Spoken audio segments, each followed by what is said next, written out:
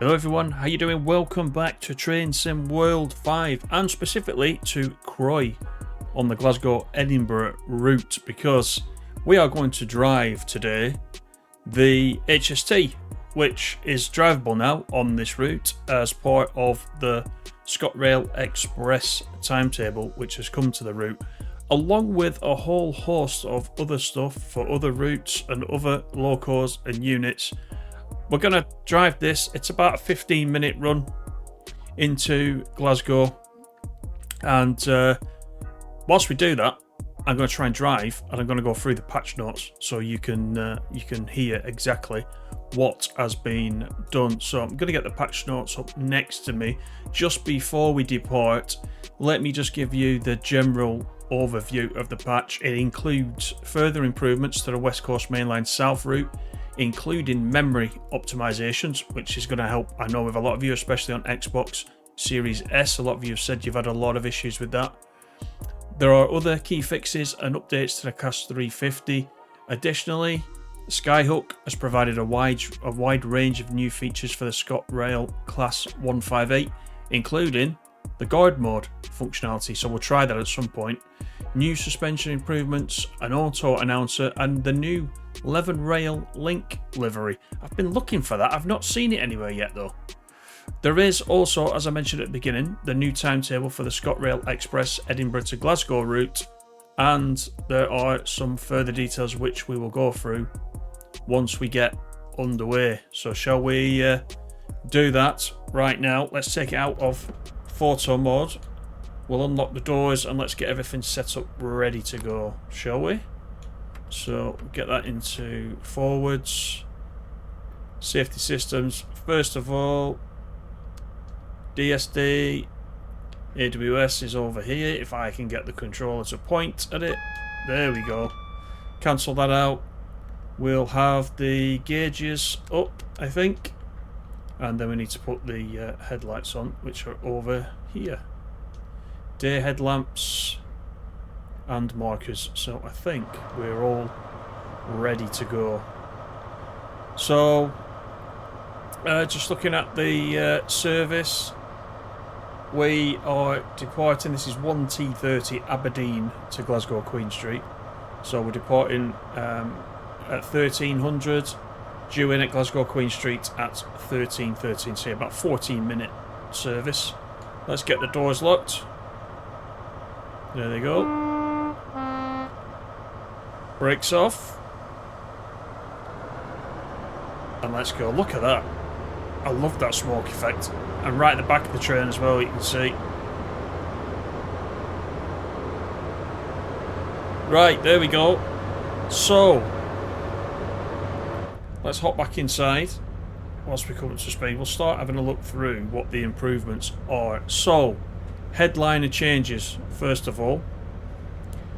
We've got the West Coast Mainline South, where a lot of you, as I mentioned, have been having quite a bit of trouble since the last patch, performance-wise and crashing, etc. It just says improvements to support performance across the route, so it's quite generalised. Doesn't go down to some specifics, so you're going to have to just download the patch and just try it. The patch is available throughout today, by the way. I've got it here on the PC. I'm not sure whether everybody's got it yet. They always say allow 24 hours, but I think it's usually a bit quicker than that, to be honest. The Class 350 updated braking physics, so that the distance until stopping is now reduced. That's been put in. Then onto the ScotRail Class 158. So as mentioned, guard mode has been added. There's been added suspension improvement physics. An auto announcer has been added. The Leven Rail Link livery that's been promised for quite some time, that's now available. Added the diesel exhaust emissions effects, and added more formations for use in the gameplay. So these are just the highlights. And of course, ScotRail Express Edinburgh to Glasgow, as we're on now, expanded playable services in the Edinburgh to Glasgow Sprinter timetable. So in full detail, for the core, fixed the crash which could occur when exiting the photo mode. I don't think I've had that personally, but many of you have. The West Coast Mainline South, improvements to support performance across the route. Watford High Street and Queen's Park should now correctly appear on station PIS. Fixed an issue where hedges and fences could appear with twisted meshes. Fixed an issue where houses and foot crossings would pop into view very close to the player, which is always really distracting, isn't it? Fixed an issue where passengers getting off the train at Leighton Buzzard or Milton Keynes would no longer move.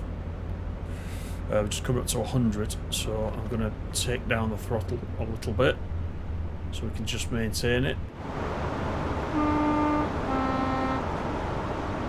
Let's have a look around the train.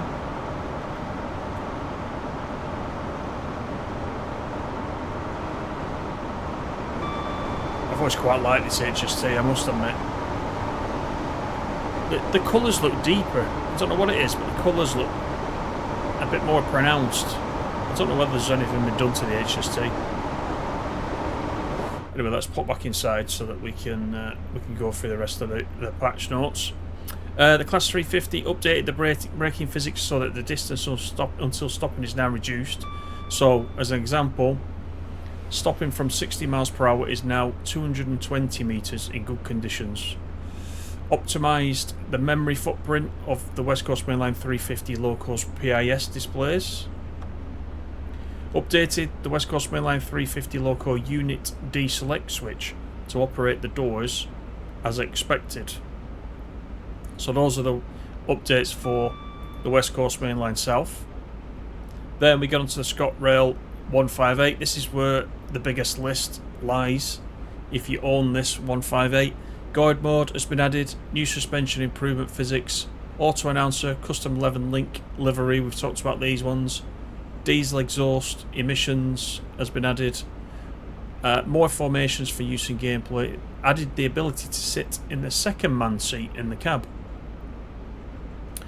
and then some smaller changes such as updated service 1R11 to be service 1R03, updated the gangway connection so you can walk between 158 sets while in motion. Fix the TPWS override button from disappearing into the cab wall when pressed. I don't think I've seen that one either. Fix an issue to make sure no trains are buried inside buildings at Haymarket Depot. That's an interesting one. Fixed missing ring illumination on a door button in the passenger saloon. Fixed an issue with a dark effect appearing when viewing a window through another window.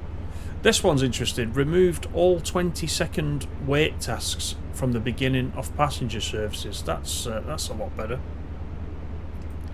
Removed exhaust fumes being emitted from the inner end of the unit. And there's a couple of others like localization, changes, etc. But then we have the ScotRail Express Edinburgh to Glasgow. And as part of this, the new Edinburgh to Glasgow Sprinter timetable brings lots of different services. So, the ScotRail Class 170 services are now drivable between Glasgow and Croy.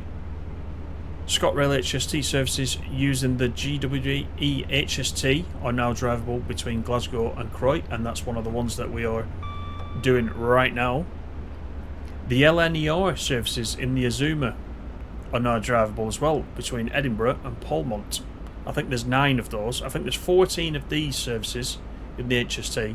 I think there's 9 for the Azuma. Added the railhead treatment train services operating diagram 3S93 throughout the area at night. Also added the ScotRail Class 380 into the Edinburgh Glasgow diagrams. Added the Engineer Express freight locos operating realistic services. That's another interesting one. The Flying Scotsman has been added, performing a rail tour service. And the Avanti West Coast Class 390 Pendolinos are operating into Edinburgh Waverley, but as AI only. But it'd be nice to see those. I did hang around earlier on at Edinburgh just to have a quick look, see if I could see the Pendolinos coming in. All I saw was the Azuma. I didn't see the Pendolino, so I'm not really sure on the timetable what times of day I'm expected to see the Pendolino, but I'll keep an eye on that. And then added more Perth Dundee and Leven services operating into Edinburgh Waverley as AI only. So, fairly sizable patch covering a number of different things, different areas. I think for many of you, as I said right at the top, I think the West Coast Main Line South improvements hopefully will alleviate a lot of frustration for many of you. A lot of you have put on the comments in the various videos that, you know, for you, West Coast Main Line South is broken. I hope this fixes it for you. I'm sure you'll comment back if that's not the case. All the ScotRail stuff being added, the ability to use DLCs and other rolling stock that we own from other routes on this route is always welcome. Always welcome to get more playability out of the stuff that you already own. These HST services, even though they're quite small, they're about 10 miles in length between Croy and Glasgow. Still welcome, you know, still welcome.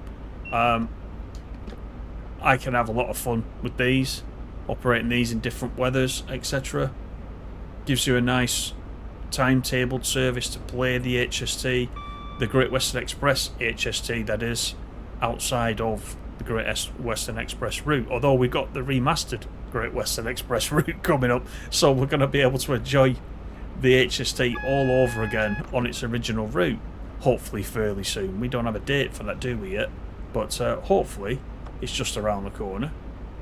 We're just approaching Glasgow. That was the end of the patch notes, by the way. I'll put a little link to those patch notes in the description if you want to go and check those out yourself, as well as me just reading them out to you if there's something you're particularly interested in. We're just starting the drop down now into Glasgow with a mile to go, and we got a 30 reducing to a 20 as we come through the tunnel, so let's keep an eye on that. But as always, let me know what you think about the improvements. It's nice that you know, we've got the patch today. It's the 17th of December, and it's nice to see that patches are still being released, you know, this close to Christmas week. So I'm glad about that. I imagine that DTG and a few of the others are starting to wind up for the Christmas break. So it's good that they've pushed this out.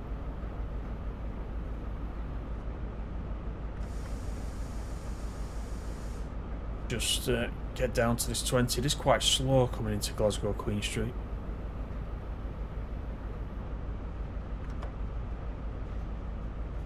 There we go, and we'll emerge out of the tunnel into the station.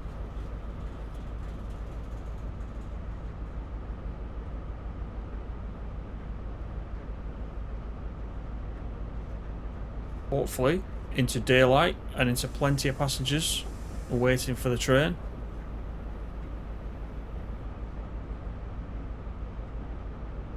$500 yards to go. Got plenty of time, only due in at 13:13, so the timings are fairly generous. The gradient should drop here, we should go flat any second.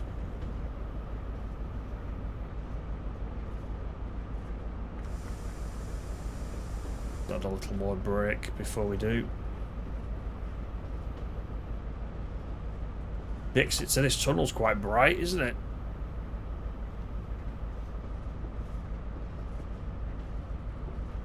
There we go. Let's just pop outside.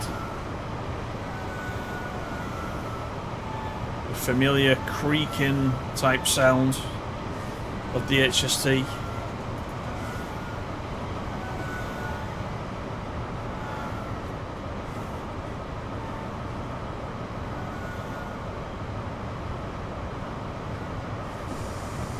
Let's make sure that we don't go through the buffers.